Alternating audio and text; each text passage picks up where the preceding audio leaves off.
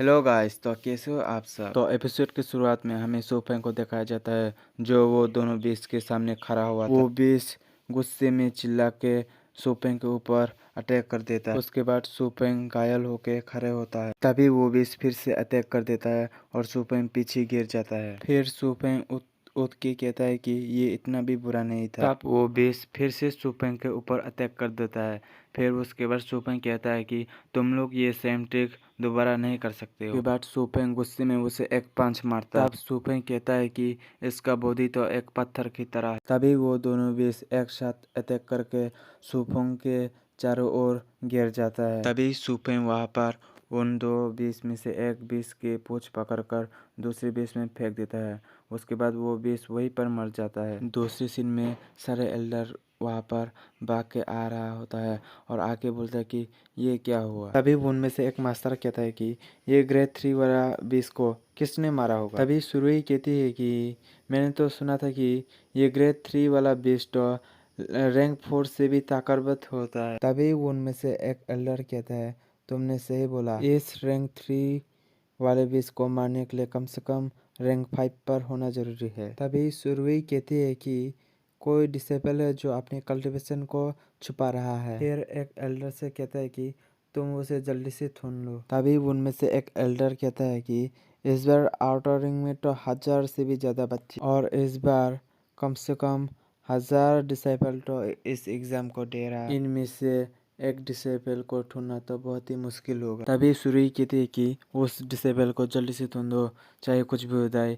उसके बाद वो एल्डर ठीक है के वहाँ से चल जाते हैं। दूसरे सीन में हमें दुआन यूजू को दिखाया जाता है कि वो वहाँ पर पहुँच चुका है और कहता है कि आप फर्स्ट प्लेस तो मेरा ही होगा क्योंकि मैं सबसे पहले यहाँ पर पहुँचा। तभी वो सामने देखता है तो वहाँ पर कोई भी रिवॉर्ड नहीं होता है। तब वो कहता है कि ये रिवॉर्ड किसने ले लिया है। फिर वो कहता है कि क्या एल्डर ने इस रिवॉर्ड को वापस ले लिया है। तभी उसके बगल में दो मरे हुए बीस को दिखाई देता है उसे और कहता है कि ये तो रैंक 3 का मॉन्स्टर है, ये यहाँ पर क्या कर रहा है और किसने मारा है इसे। तभी वहाँ पर यंतियन आता है और कहता है कि मैं थोड़ा सा लेट हो गया और वो वहाँ पर दुआन यूजू को देख के बोलता है कि तुम यहाँ पर क्या कर रहे हो। तभी यंतियन वहाँ पर दो मरे हुए बीस को देखकर हैरान हो जाता है और हैरान होकर बोलता है ये तो रैंक 3 का बीस्ट है। और दुआन यूजू से कहता है कि क्या तुमने इसको मारा है। तब दुआन यूजू कहता है कि मैंने इसे नहीं मारा, ऐसा बोलूंगा तो क्या तुम मुझ पे बिलीव करोगे। तभी धीरे धीरे करके वहाँ पर और भी लोग आने लगता है। तभी उनमें से एक डिसेबल कहता है कि